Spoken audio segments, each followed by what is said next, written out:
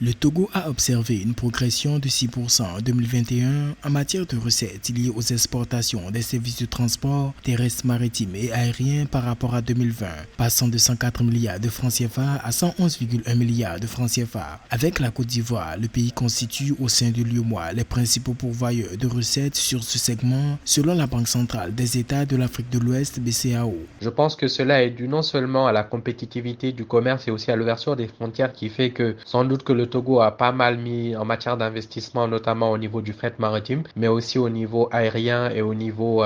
terrestre. Donc je pense que le Togo a dû investir pas mal pour pouvoir être non seulement compétitif, mais aussi bien évidemment il faut voir aussi l'ouverture des frontières et le fait que le commerce du Togo se porte bien, ce qui participe non seulement à la hausse des recettes.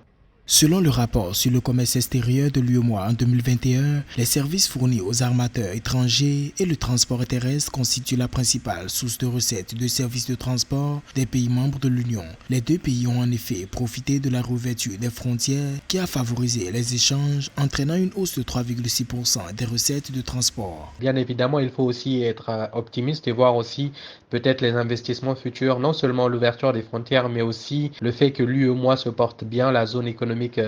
monétaire ouest-africaine se porte bien, et aussi peut-être sensiblement voir aussi peut-être l'ouverture de la ZLECAf. Et je pense que c'est l'habitude d'échanger qui va permettre non seulement de redynamiser le commerce, mais aussi redynamiser les recettes liées au transport dans ces différents pays, dont le Togo, qui pour ma part est très compétitif en ce moment. Toutefois, la part des transports dans les exportations totales de services est chiffrée à 20,8% en 2021 contre 23,1% en 2020, soit une baisse de 2,3%. Il s'agit de prestations principalement fournies dans l'Union par le Togo et la Côte d'Ivoire.